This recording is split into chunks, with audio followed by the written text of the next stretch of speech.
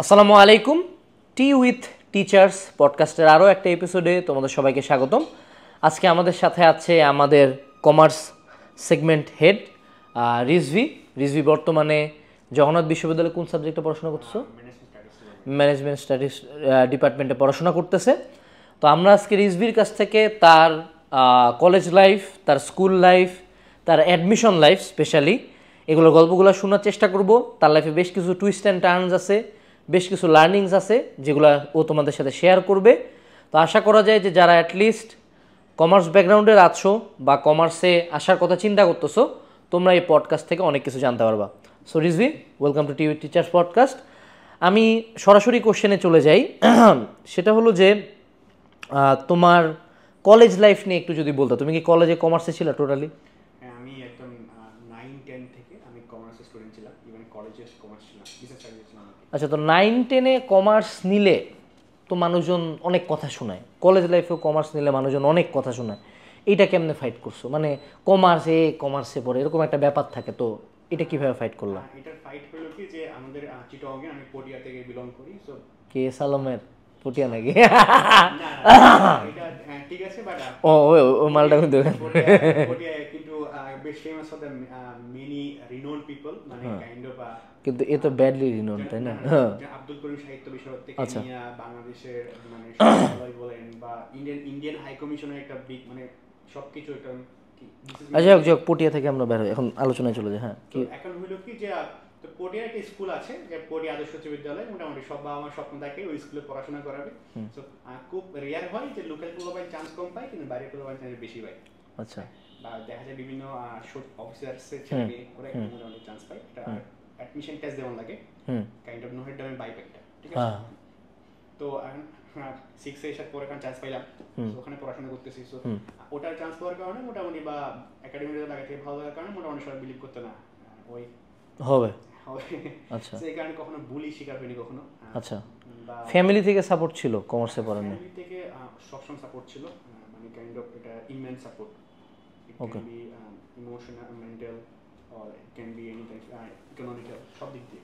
না, আর আরেকটা ব্যাপার যেটা আছে সেটা হলো যে চট্টগ্রামে কিন্তু কমার্স প্রচুর মানুষজন পড়ে। এটা একটা খুব পজিটিভ সাইড আমি দেখছি চিটাগংয়ের। সেটা হলো বাংলাদেশের কমার্শিয়াল রাজধানী থেকে চট্টগ্রাম, এটা বাস্তবতা। ঢাকার পরে যদি সেকেন্ড কোনো অ্যাডভান্সড শহর থাকে চট্টগ্রাম বিজনেস হাব। গোটা বাংলাদেশের যত প্রোডাক্ট আসে, আমরা যা আনি বা যা পাঠাই সব চট্টগ্রাম হয়েই যায়।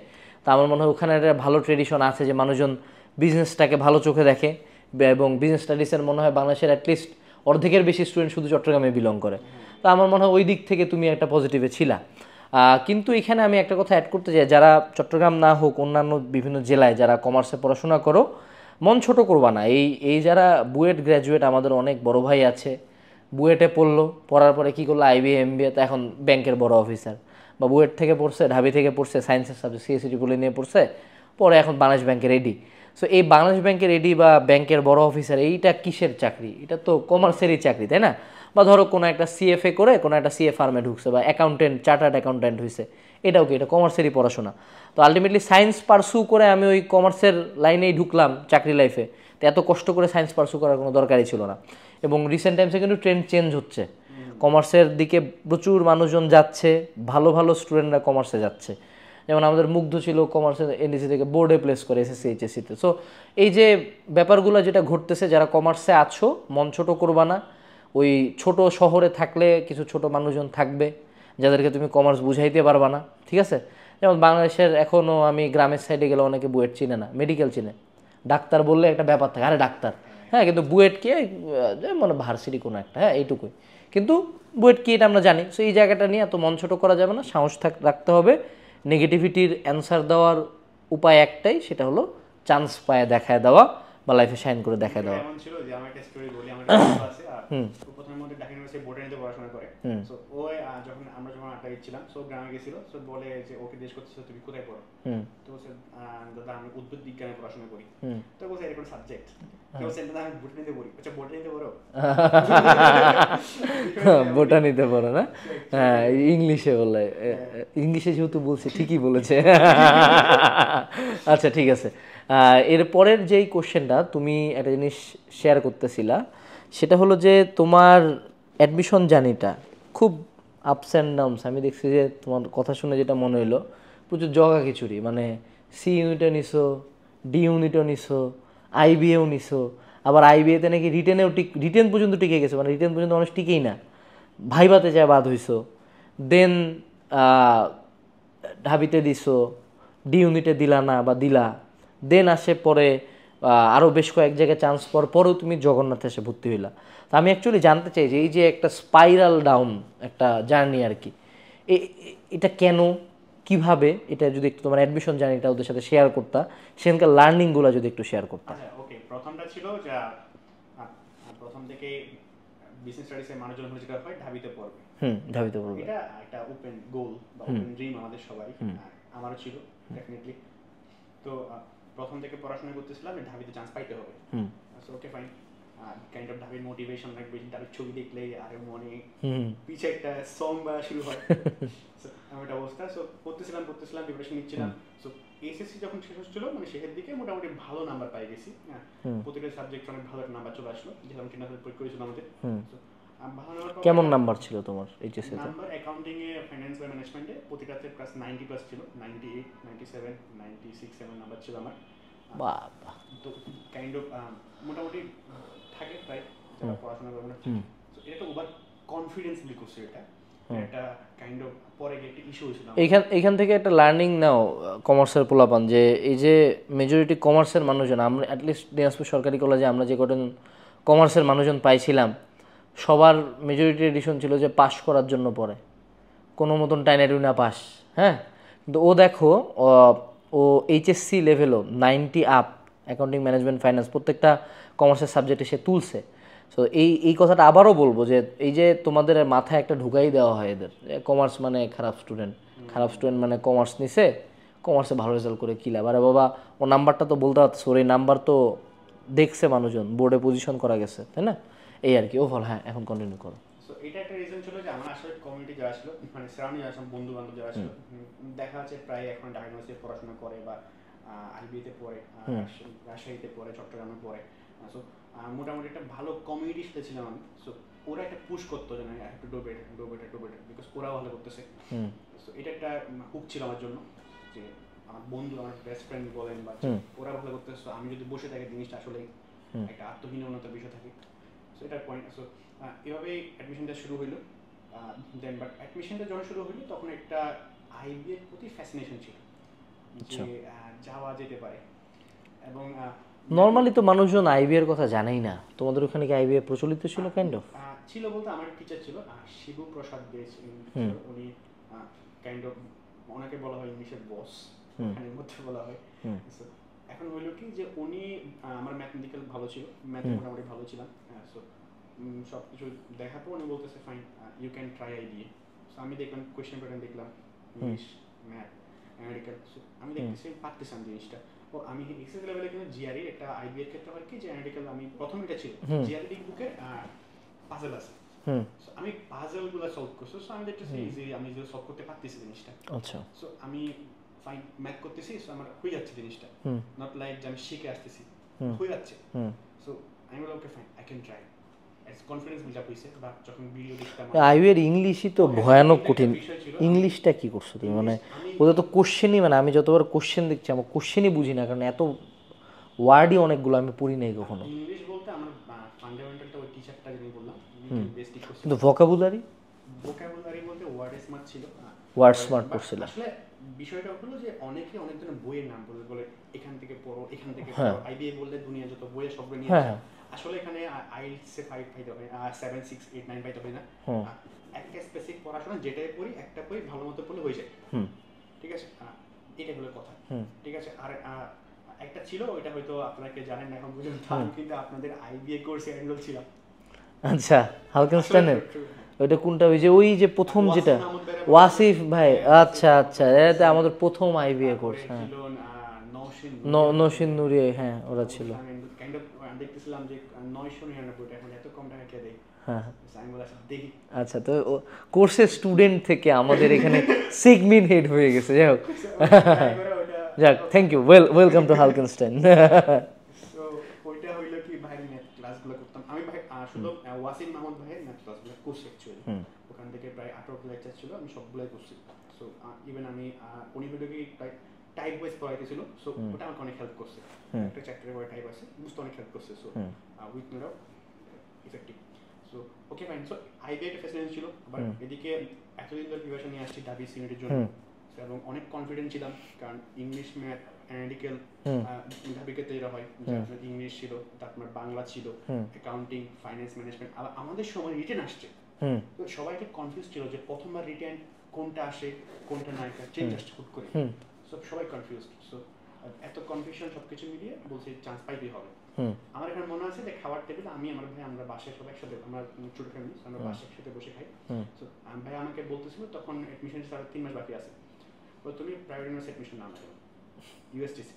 ভাই মনে করতেছে যে আমি এসব চান্স পাবো না, কারণ পড়ালেখার বিষয়। তোমার বড় ভাই আছে? হ্যাঁ, আচ্ছা বড় ভাই আছে। আমি যে ভালো করতেছি বা কলেজে আমার কলেজে ভালো র্যাঙ্ক হচ্ছে, বা বাইরে একটা যে ওকে ফাইন ভালো করলে কিন্তু চিনে সবাই মোটামুটি। ওটা কিন্তু বাসায় ওরা আমি শেয়ার করতাম না, বা হয়তো কম জানতো। ভাই বলতেছিল যে তুমি একটা কাজ করো, যেটা আমার এটা আছে ইউএসটিসি ইউনিভার্সিটি, ওখানে অ্যাডমিশন নিয়ে না। তো আমি বললাম যে এখানে অনেক টাকা। ভাই বলছে টাকা গেলে থাক, তুমি বোর্ড নিয়ে না, পরে পিছিয়ে পড়বা। তো আমি ভাইকে বলতেছিলাম আমি যদি পড়ি পাবলিকে পড়বো, না পড়ে পড়া ছেড়ে দিবি। আচ্ছা, জি, হ্যাঁ। ভাই তো এটা ফার্স্ট প্রসিড করো গল্প, নাহলে বিশাল লম্বা হয়ে যাবে।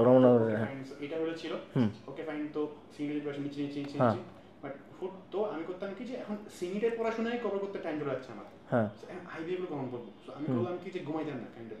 খুব ফ্রাঙ্কলি যদি একটা ভিডিও ছিল আপনার ঘুম নিয়ে, যে অনেকে বলছে বাঙালি কথাটা হিপোক্রেট, যে ঘুম নিয়ে কথা বলে কিন্তু সিগারেট খাই। এটা হইলো যে এটা ওই টাইমের একটা ভিডিও। আমার হইলো কি টু বি ফ্রাঙ্ক, একটা ভিডিও ছিল যে আপনার ক্যারেক্ট কোয়ার্টার মোটিভেশন দেখলাম তখন আমি বললাম কি শুরুর দিকে প্রথম 10-15 দিন কম বসছি।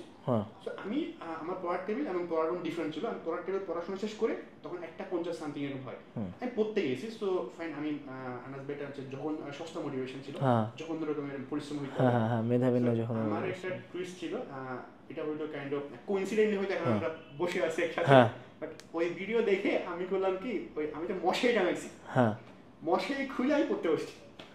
বাহ, এটা ছিল হুক ছিল আমার জন্য।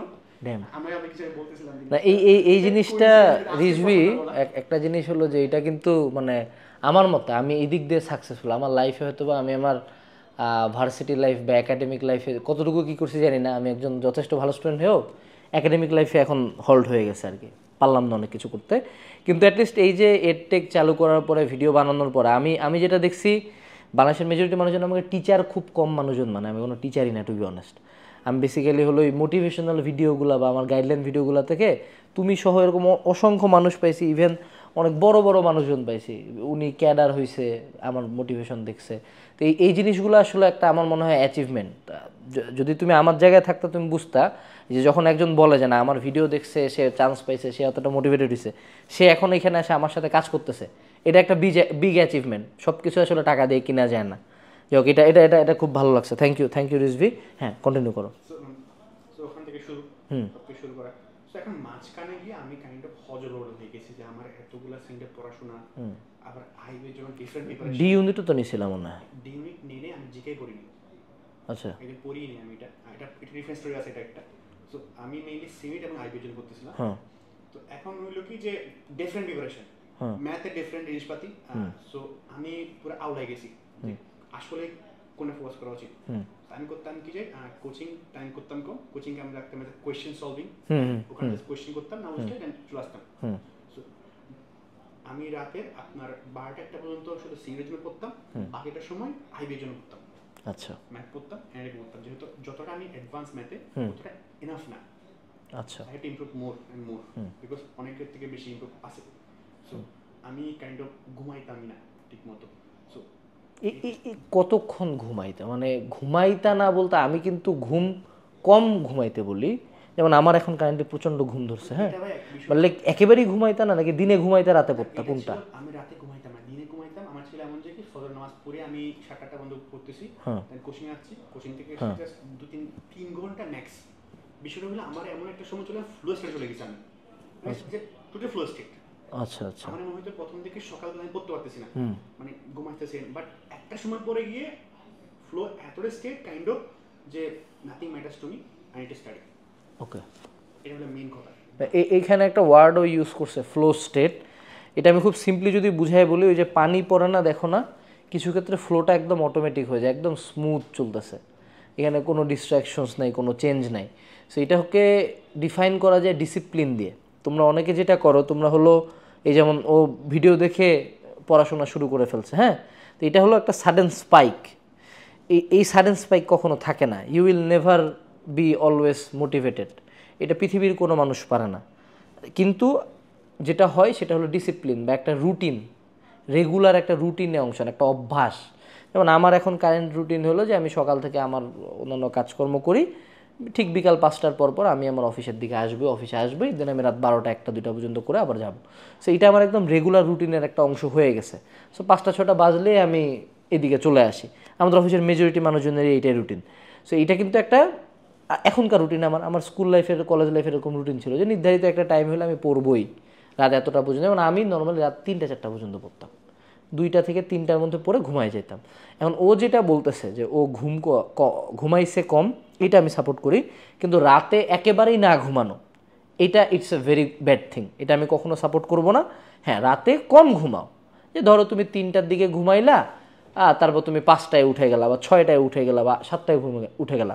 কিন্তু একান্ত রাতে না ঘুমাইলে তোমার যে সার্কেডিয়ান রিদম বা তোমার যে বডি ক্লকটা আছে, এটা পুরোপুরি রিসেট হয়ে যায় এবং এটা আলটিমেটলি ব্রেনের হার্ম করে। কারণ আমাদের বডি তো জানে রাত হয়েছে, সো ওর অ্যাকচুয়ালি রিকভারির জন্য রাতটাই বেস্ট। সো রাতে একটু কম ঘুমো। আমি যেটা করতাম যে রাতে আমি কম ঘুমাইছি, আমি ধরো 8টা 9টার মধ্যে উঠে গেছি, ঘুমাইছি মনে করো 3টার দিকে, এদিকে 5 ঘন্টা ঘুমাইছি, দিনের বেলা 1 ঘন্টা ঘুমাই দিলাম, 6 ঘন্টা আমার ডান। সো আমি 6 ঘন্টার বেশি ঘুম কখনোই সাপোর্ট করি না। যাও, তুমি যেটা করছো that's your story, but it's not like that যে রিজভি ভাই রাতের বেলা একেবারেই ঘুমায়নি, দিনে 3 ঘন্টা ঘুমাইছে, আমি এইটাই করব। এই কাজ করলে অনেকে মাইগ্রেনে মাথায় নষ্ট হয়ে যাবে, ঠিক আছে, অনেকের পড়াই হবে না, এনার্জি পাবে না। এই জায়গাটাতে আমি যখন ঘুম নিয়ে কথা বলি, আমি অলওয়েজ একটা কথা বলি যে বডি স্পেসিফিক, অনেকের বডি স্পেসিফিক আছে। যেমন আমার আরাফাত, হ্যাঁ, আরাফাত কিন্তু প্রচুর ঘুমায়, ও তো ডিএমসিতে পড়তেছে, তাই না, ও তো ডিএমসিতে চান্স পেয়েছে, ও প্রচুর ঘুমায়, মানে অনেক ঘুমাইতে পারে। আমি অনুপাতে ঘুমাইতে পারি না, হ্যাঁ, আমিও তো বইটা চান্স পেয়েছি। এখন দুজনের স্টোরি আলাদা। ও যদি কম ঘুমায় ও পারফর্ম করতে পারবে না, আমি আবার যদি খুব বেশি ঘুমাই আমি পারফর্ম করতে পারবো না। So you have to find your own sweet spot. আচ্ছা রিজভি, এখন কথা হলো যে তুমি বেশ প্রিপারেশন নিচ্ছো, বেশ কিছু করছো, তুমি অনেস্টলি বলো তো সি ইউনিটে তোমার ঢাবিতে কেন হলো না? তুমি জগন্নাথে আসছো, ভেরি গুড চয়েস, ঢাকার মধ্যে সেকেন্ড বেস্ট চয়েস, বুঝলাম। তুমি ঢাবিতে কেন চান্স পেলে না সি ইউনিটে? কি মনে হয় তোমার রিজন কি কি? একটা রিজনটা রিটেন। রিটেন? রিটেনে হলো কি আমার এমসিপি ছিল ইয়ারলি 0.75, কিন্তু রিটেনের নাম্বার ছিল আগে 17। মানে আমি রিটেনে গিয়ে পুরাই হজবল হয়ে গেছি, মানে আমি বুঝতেছি না হাউ টু, বিকজ আমাদের সময় হইলো কি, এটা রিজন হতে পারে না, বাট ওই টাইম আমি পুরাই পুরাই সেন্স হারিয়ে ফেলছি মতো অবস্থা। এটা একটা রিজনও আছে একটা, এটা রিজনটা হইলো যে আমি পরীক্ষার আগে রাতে ঘুমাইনি। আমার এমন অবস্থা হয়ে গেছে, আমি প্রেশার না নিতে না পারে আমার সামনে অনেকগুলো বই স্টক ছিল। এটাই বলছিলাম যে অনেকে এক্সামের আগে রাতে ঘুমাও না। দেখো আমি ঘুম কমাইতে বলছি, ঘুম বন্ধ করতে হয় না কখনো। তুমি তো একটা মানুষ কখনো, মানে তুমি যদি 3 ঘন্টা করে প্রতিদিন ঘুমাও, তুমি কখনো তোমার ব্রেন রিকভার করতে পারবে না। এই এক্সামের আগের রাতে অ্যাটলিস্ট আমি, যদিও ঢাবি এক্সামের আগের রাতে মনে ঘুমাইনি, না ঘুমাইছিলাম, ওই দিনও ঘুমাইছি আমি। ওই দিন আমি আর জিহাদ 2 ঘন্টা না 3 ঘন্টা ঘুমাইলাম। সো এই যে একটু হইলেও ঘুমায় নেওয়া ব্রেনটাকে অনেক ফ্রেশ করে। যাই হোক, এটা এটা এখানে একটা ব্যাপার আছে কিন্তু, অনেকের এক্সাম হলে যায় লেথার্জিক লাগে। লেথার্জিক মানে কি, মানে কাজ করতে, এই যেমন আমার এখন লেথার্জিক লাগতেছে, ঠিক আছে, আমার কিন্তু প্রচণ্ড ঘুম ধরছে, তাও আমি এনার্জি নিয়ে তোমার সাথে পডকাস্ট করতেছি, কিন্তু আমি কিন্তু ব্রেন আমার 100 ফাংশনে নাই। এই জন্য তোমার প্রতি কোশ্চেনগুলো একটু স্লো আসতেছে, একটা স্টোরি ধরতেছি, দেন আমি একটা স্লো কোশ্চেন করতেছি। যাই হোক, তো এটা গেল। তো তোমার কি মানে জাস্ট ঘুমাইছি কম, জাস্ট রিটেন হয়েছে এই জন্য, নাকি আর কোনো প্রিপারেশন গ্যাপ ছিল কোনো? প্রিপারেশন গ্যাপ নাই টিল নাও। আমি যখন যে কোয়েশ্চেন করি যে আসলে কি প্রিপারেশন গ্যাপ ছিল কিনা, আসলে আই থিংক ছিল না। তাহলে তো আমার মনে হয় ভাগ্যের একটা অনেক বড় রোল আছে এখানে। আমি যখন মানে এক্সাম হলে করতেছিলাম, তো আমি এমন ছিল যে I will top 50 of the competition. আচ্ছা।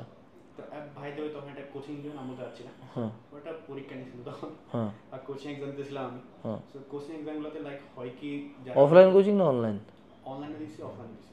আচ্ছা আচ্ছা, ইউসিসিতে না, এটা ছিল আপনার একটা ছিল না যে কি নাম, ইউনিট ইউনিট একটা আছে, ইউনিট। হ্যাঁ ইউনিট, হ্যাঁ দে অনলাইনে একটা পরীক্ষা ছিল, কাইন্ড অফ র্যান্ডম পরীক্ষা ছিল। ও দিয়ে দিয়েছিলাম নিতে। তারপর হলো যে আপনার অফলাইনে, যেমন অফলাইনে পড়ছি, তো অফলাইনে প্রায় পরীক্ষা দিচ্ছি, ভালো করতেছি।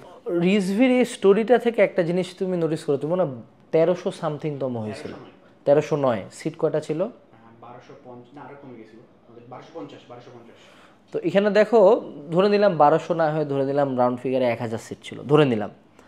তো 300 সিটের কারণে নর্মালি ঢাবিতে কিন্তু সবাই ভর্তি হয় না, ওয়েটিং টান দেয়। সো ওর কিন্তু হইল না, মানে ছিল যে আমার নাম্বার ছিল 80.18, হ্যাঁ চান্স পাইছিল আমার যদি মাসে 82 থেকে চান্স পাইছিল, 82 থেকে। তো তুমি দেখো এই যে 0.5 এক মার্কের জন্য চান্সটা মিস করা। অ্যাডমিশনে এরকম স্টোরি অসংখ্য আছে। রিজভি ব্যর্থ না, রিজভি ওয়াজ লাকি যে পরবর্তীতে ঢাকার মধ্যে ঢুকে যেতে পারছে। কিন্তু এরকম ঘটনা তোমার সাথে ঘটতে পারে, খুবই খুবই কমন একটা ব্যাপার। সো এই জন্য অনেক আগে থেকে পড়তে হয়। আমার মনে হয় রিজভি, তোমার কি কখনো এটা মনে হয় না যে লাইক তুমি কিন্তু আইবিএতেও রিটেন পর্যন্ত যায় বাদ গেলা, ঢাবিতেও বাদ গেলা, কাইন্ড অফ তুমি ব্যর্থ না, কিন্তু তুমি স্যাটিসফাইড না, তাই না? মানে এখন তুমি স্যাটিসফাইড, এখন স্যাটিসফাইড বুঝছি, কিন্তু কথা হলো যে তুমি যদি এই দুইটা না করে, what if you focused on only one thing? Tea with teachers মানে আমাদের কোশ্চেন জেনারেলাইজ ডিসকাশন হবে। এটা একসময় মাথায় আসছিল, বাট আমার কাছে যখন এটা ছিল কোশ্চেনটা, সেম কোশ্চেন যখন ডাবি ডিওরিট এবং আইবি একসাথে আসতেছিল, হ্যাঁ, তো তখন আমার ভাই বলতেছে যে সময় আছে 12 দিনে ডিভিডেন্ড দুইটা এক্সাম হচ্ছে। তো ভাই বলতেছে তুমি যদি ডিউর জন্য পড়ো, ডিউরির জন্য পড়ো, তুমি শিওর চান্স পাবা। আমার কিন্তু ডিউরিটে ইংলিশে ছিল, বললাম 15 মধ্যে 14 নাম্বার, তিনটা পরীক্ষা হয় না, ইংলিশ, বাংলা, জিকে। হ্যাঁ, বাংলায় ছিল 15 মধ্যে 12.75। আচ্ছা। আর জিকেতে পাইছি 10-এ পাস, আমি 7.75 পাইছি, রিটেনটা ভালো দিয়েছি। তো ভাই বলতেছিল তুমি না ডিউরিটে পরীক্ষা দিতে ঢাকা করতে পারো, নাহলে তুমি রিক্স দিতে পারো। কথা হলো তুমি ডি ইউনিটে পরীক্ষা দেবে, তুমি জিকে পড়ো না কেন? মানে পড়ি তো না আমি ডিউরির জন্য, পড়ি তো না, তো তুমি এক্সাম দিলা কেন? এই কেমন কথা? এক্সাম দিলাম। তুমি তুমি তুমি মেলা দিকে, তুমি ভাইয়া মেলা দিকে মুখ মারতে গেছো, বাংলা কথা বলি, মানে 3 নৌকায় পা দিতে গেছো, কোনো নৌকায় প্রপারলি ধরো নাই। ও কি বলে বলুক, ওর গল্প বাদ দাও ভাইয়ারা, আমি বাংলা কথা কই। If you are an average student, average, not extraordinary, আমি 3টাতে, আমি যেমন 15টাতে চান্স পাইছি, 3টা ভার্সিটিতে চান্স পাইছি, 3টা না 4টা ভার্সিটিতে ফার্স্ট হয়েছে, হ্যাঁ, আমি হয়তো অ্যাভারেজ বলবো না নিজেকে, একটু আপ বলবো আর কি, ঠিক আছে, একটু আপ। কিন্তু কথা হইলো, if you are an average student, কখনোই একাধিক নৌকায় পা দিও না, কখনোই না। এখন ওর স্টোরিটার একটা গুড এন্ডিং হয়েছে, ও প্রপারলি ঢাকার মধ্যেই চান্স পেয়ে গেছে, কেমনে ভাগ্যক্রমে, তুমি নাও পাইতে পারো, সবাই এরকম লাকি হয় না। সো এই জন্য আমার পার্সোনাল সাজেশন থাকবে, যদি একটা হয় যে না সি ইউনিট যদি হয়, I will give it my all, যদি আইবিএ হয় I will give it my all, আর যদি ডি ইউনিট হয় I will give it my all. কিন্তু প্রত্যেকটাতেই থোড়া থোড়া থোড়া থোড়া একটু করবো, আলটিমেটলি কোনোটাই কিন্তু প্রপার হবে না। তুমি আমার দিকে তাকাও, এটার প্রাইম এক্সাম্পল আমিও হইতে পারি। আমার বুয়েটের সিরিয়াল 287 মনে হয়, মেডিকেলে মনে হয় 332, সলিমুল্লাহ মেডিকেল, ঢাবিতে 25তম, ঠিক আছে। বাকি প্রত্যেকটা রেজাল্ট দেখো, জাবি দেখো 10ম, কৃষি বিশ্ববিদ্যালয়ে 1ম, রাবিতে 1ম, বা রুয়েটে মনে হয় 32, সাস্টে 45, আইউটিতে 45, এরকম বাকিগুলো কিন্তু আরও টপ নচ রেজাল্ট। কিন্তু এই যে বুয়েট মেডিকেল দুইটাই করতে গেছি, না হলো ডিএমসিতে, না হলো বুয়েটের শুরুর দিকে। তো আমার যদি ডিএমসিতে হইতো, আমি কিন্তু এহ জন্মে কোনোদিন বুয়েটে করতাম না, এটাই ভাগ্য, এটাই ভাগ্য, আমার ভাগ্যে ছিল। সো আমিও কিন্তু এটার ভিকটিম। যদিও আমি আগে ভিডিও বানাইতাম ট্রিপলেটে কীভাবে চান্স পাওয়া যায়, আমি লাস্ট 2-3 বছর ধরে ভিডিওটা বানানো বাদ দিছি, কারণ আমি দেখতে পাচ্ছি যে এইটাতে যারা ভালো স্টুডেন্ট, আমি টার্গেট করে বানাই ভালো স্টুডেন্টকে, কিন্তু এটাতে মোটিভেটেড হয় হলো বাঞ্ছারামপুর কলেজের রহিম, যার হাফ ইয়ারলিতে 5 সাবজেক্টে ফেল ছিল। রহিম মামা খান্ত দে মামা, একটা পর, ঠিক আছে। আচ্ছা রিজভি, তো তোমার মোটামুটি ওভারঅল জার্নি আমরা শুনলাম, তুমি এখন মোটামুটি বলবো ভালোই সাকসেসফুল, কারণ তুমি হালকিনস্টাইনে জব করো। জোকস আবার, জোকস আবার। একটা বিষয় ছিল যে মানে লাস্ট টাইমে যেটা ছিল আমার কাছে মনে হইলো যে না, যেটা ভাই বলছিল, হ্যাঁ, আমার কাছে মনে হইলো আইবিতে একটা ভালো চান্স আছে।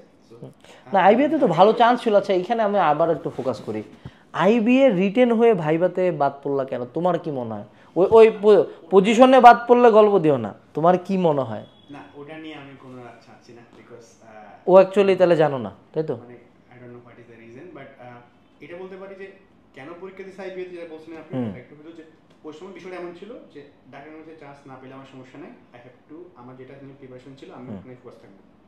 আইবিতে পরীক্ষা আমি কাইন্ড অফ তোমার স্টোরি থেকে একটা জিনিসের গন্ধ পাচ্ছি, সেটা হলো ফেট বা ভাগ্য।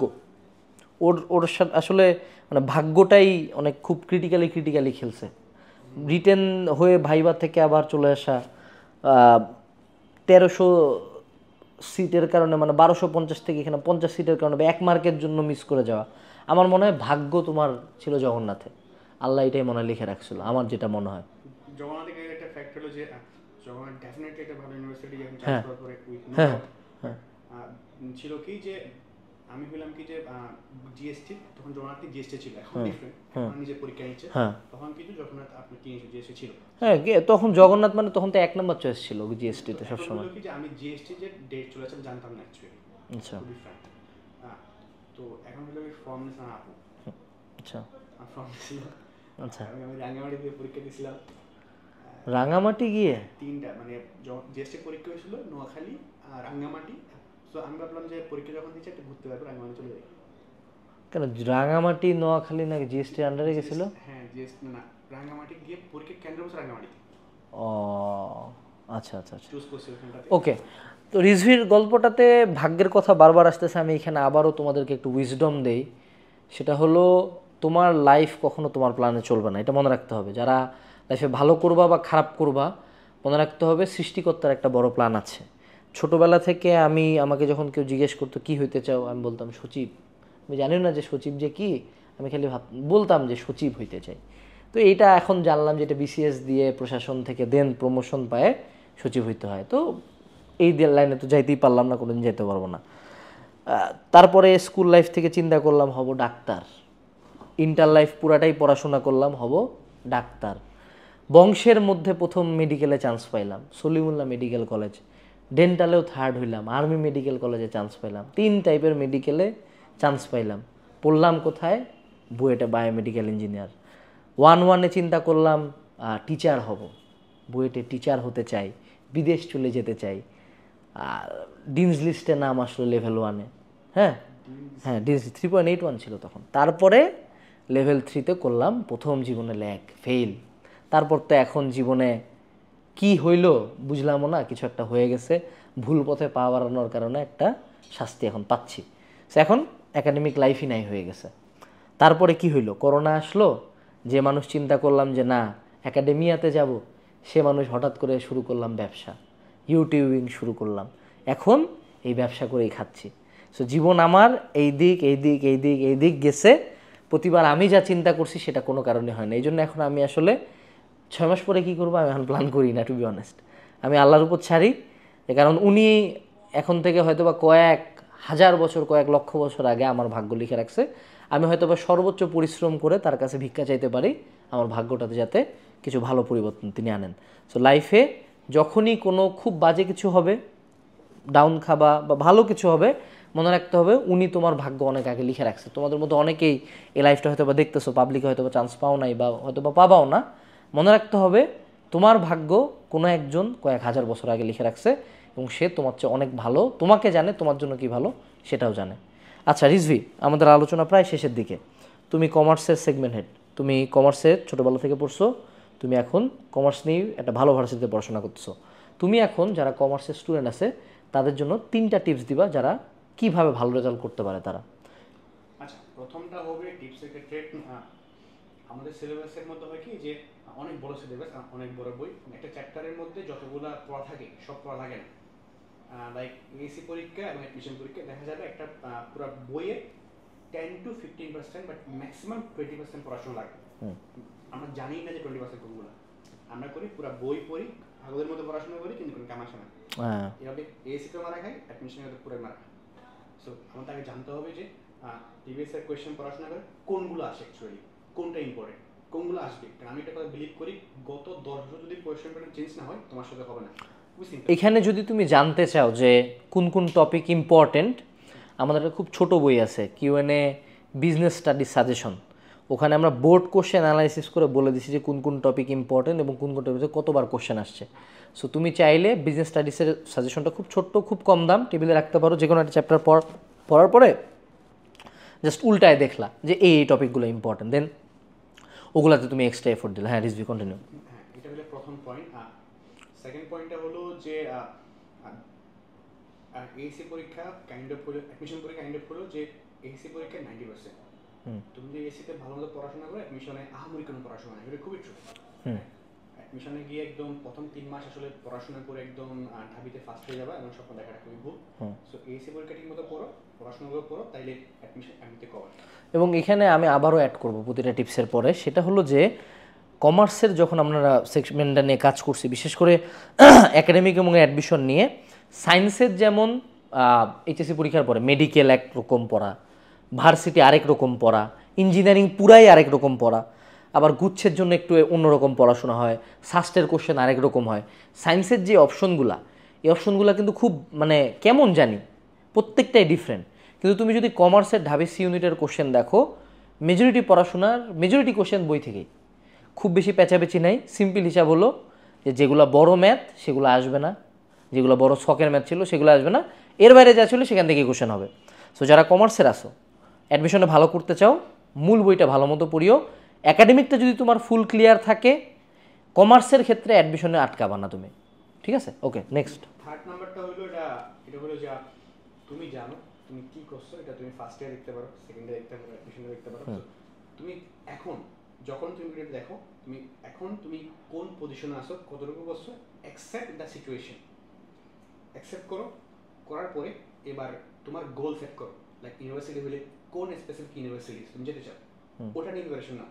যদি হয় যে না পাবলিকে পড়বো না, এসকে ভালো করবো, তাহলে এসকে কতটুকু ভালো তুমি করতে চাও, জাস্ট তোমার মার্কটা সেট করো এবং accept the situation and work for it. Last question, accounting আর ফাইন্যান্স, এগুলার ম্যাথ, নগদান, জাবেদা, আর্থিক বিবরণী, এগুলা তো অনেক বড় বড়, মানে ভয়ানক বড়। এগুলাতে একটা স্টুডেন্ট কেমনে ভালো করতে পারে? হ্যাঁ, প্রথমটা হলো যে আর্থিক বিবরণী নিয়ে বলি, যেহেতু এখানে দুইটা কোয়েশ্চেন মাস্ট আনসার করাই লাগবে, না করলে তুমি না করতে পারো, নাম্বার নিয়ে নিবে। সো এখন আর্থিক বিবরণী করতে গেলে পুরো পয়েন্ট প্রথমে বলে ভাইয়া ছক বেশি, সমন্বয় বেশি, অনেক কঠিন। সো প্রথম কাজ যে আর্থিক বিবরণীর মধ্যে ম্যাথ কত রকম হতে পারে, আগে টাইপগুলোকে ভাগ করো, তিনটে টাইপ হতে পারে, টাইপ 1, টাইপ 2, টাইপ 3। তারপর সেকেন্ড কাজ সমন্বয়গুলো বোঝা। সো আমি কি করছি, আমি করছি কি যে আর্থিক বিবরণীতে যত রকমের সমন্বয় হইতে পারে আমি লিস্ট বানাইছি, এই 50 রকম সমন্বয় হইতে পারে, এর বাইরে সমন্বয় আসবেই না, শেষ। সো আমি ওয়েস্ট প্র্যাকটিস করছি, ম্যাথ করছি, শেষ। আমার আর্থিক বিবরণীতে 20-20, আমি 60-60 পাইছি এসিতে। আচ্ছা, sorry 70-70। Okay. So this a technique, simple technique. আমি মনে করতাম it's all about techniques makes life easier. So technique apply করছি, হয়ে গেছে। সো আর বাকি যেগুলো আছে, বাকি 50 নাম্বার, ওসবের ক্ষেত্রে হয় কি যে তুমি এটা কাজ করতে পারো যে তুমি দেখবা যে 11টা কোয়েশ্চেনের মধ্যে 9টা কোয়েশ্চেন আসবে, 9টা কোয়েশ্চেন তোমার 5টা আনসার করতে হবে। সো তুমি স্পেসিফিক্যালি যদি ভালো করতে হয়, তুমি দেখো ওই অধ্যায় থেকে বোর্ডে আর কি আসছে, বোর্ডে কোন টাইপগুলো আসছে, ওই টাইপগুলো পিক করো ভাইয়া, এটাই পিক করা হয়ে গেল। সো ওগুলা প্র্যাকটিস করো, ওগুলাই করো। ওখানে তোমাকে একদম হিসাব বিজ্ঞানের মধ্যে লুকা প্যাসিওলি হইতে কেউ বলে নেই না, লুকা প্যাসিওলির নাম আসার সাথেই চলে এসেছে লুকাস ম্যাথ অ্যানালাইসিস। এই বইটা আমি আর রিজভি মিলে লিখছি। এই ছেলেটা মার্কেটিংয়ে খুবই নুব, কারণ আমি ওকে লাস্টের কোশ্চেনটা করছিলাম এই বইটার মার্কেটিং করার জন্য, বাট যেহেতু ও মার্কেটিং করে নাই, অ্যাজ অলওয়েজ আমার একজন লেখক, আমি কমার্সের বই লিখেছি ওর সাথে আর কি। সো লুকাস ম্যাথ, এই বইটা যে কারণে লেখা হয়েছে, খুব সিম্পল, খুবই ছোট একটা বই, কিন্তু তুমি দেখলে যেটা পাবা সেটা হলো তোমার অ্যাকাউন্টিং ফাইন্যান্সের যত সূত্র সবগুলো এখানে আছে, এবং অ্যাকাউন্টিং ফাইন্যান্সের যত গ্রাফ এভরিথিং সবগুলো এখানে আছে। কিন্তু এই বইটাতে যেটা আমরা করছি যে অ্যাকাউন্টিং এবং ফাইন্যান্সের প্রত্যেকটা টাইপের ম্যাথ কিভাবে করবা সেটা এখানে দেওয়া আছে। অর্থাৎ উদাহরণ ছকগুলা, যেমন প্রত্যেকটা ছক এখানে তুমি পাবা, ও যে সমন্বয়গুলো বলছিল সবগুলো তুমি পাবা, ওর নোটগুলোও কিন্তু দিছে, ওগুলোই কিন্তু আমরা স্ক্যান করে বইটা বানাইছি। হ্যাঁ, এভরি সিঙ্গেল থিং এই বইটাতে আছে। এই বইটার লক্ষ্য হইল যে তোমাকে অ্যাকাউন্টিং ফার্স্ট পার্টের 2টা বই, সেকেন্ড পার্টের 2টা বই, ফাইন্যান্সের আবার 2টা বই, 6টা বই দেখতে হবে না। তুমি পরীক্ষার আগের দিন সুন্দর মতো এইটা ওপেন করে কিভাবে প্রসেসটা করবা, কিভাবে করব, আমি জাস্ট দেখে চলে যাব। এই বইটা লিটারালি, এটা কিন্তু লুকা প্যাসিওলি এই মালটাই। হ্যাঁ, এই ছবিটাই আছে অনলাইনে, কেন যে এই ছবিটা আবার জানি না, এটা হয়তো ওই সময়কার ড্রিপ ছিল এরকম আর কি। তো এই জন্যই নামটা দেওয়া যে এই একটা বই যদি কেউ করে তার কমার্স সেগমেন্টের ইনশাআল্লাহ একটি সিঙ্গেল ম্যাথ আটকাবে না। আমরা এই বইটাকে ওভাবেই লিখছি, মানে 3 থেকে 4 মাস যাবত ও লিখছে, দেন আমি বসে দেন আমি ফিল্টার করছি, কারণ আমি দেখছি কমার্সের মেজরিটি অনেক বই আছে ভাই, ম্যাথ তো সলভ করে দেওয়া আছে, কিন্তু তুমি তো ম্যাথে সলভ দেখে যাও, তুমি তো প্রসেস ভুলে যাও যে এই ছকটা এমনি করবে, এইটা টাইপ, এটাতে প্লাস করবে, এটাতে মাইনাস করবো। সো ওই প্রসেসগুলা এই একটা বইতে তুমি পাবা, সূত্রগুলো তুমি একটা বইতে পাবা। সো কমার্সের যারা আছো অবশ্যই এই বইটা অর্ডার দিবা। ও অ্যাকাউন্টিং ফাইন্যান্সে কি বলছে এলা সব ফেলাও, একটা বই পড়ো, অ্যাকাউন্টিং ফাইন্যান্স সব পারবা। ঠিক আছে, ওকে, এখন তাইলে আমরা লাস্টে বিদায় নিয়ে নেই। সো রিজভি, অনেক অনেক ধন্যবাদ আমাদের টি উইথ টিচার্স পডকাস্টে আসার জন্য। বেসিক্যালি তুমি অফিসে আসছিলে, তোমার ধরলে পডকাস্ট করলাম। ও আসলে আসতে চায় না, ওরা আমি প্রথম দিন ডাকছিলাম আমাদের কারণ বাজার অফিসে, বেটা বলছে ভাই আমি ব্যস্ত আছি। যাই হোক, ও ব্যস্ত থাকে, ও ব্যস্ত মানুষ, এই জন্য রাত 2টার দিকে ভাইয়ের সাথে পডকাস্ট করতে হচ্ছে। সো থ্যাংক ইউ রিজভি, সবাইকে দেখার জন্য অনেক অনেক ধন্যবাদ। আর লুকাস ম্যাথ অ্যানালিসিস অর্ডার করতে পারো ভিডিও ডেসক্রিপশন বক্স থেকে। আসসালামু আলাইকুম, টাটা।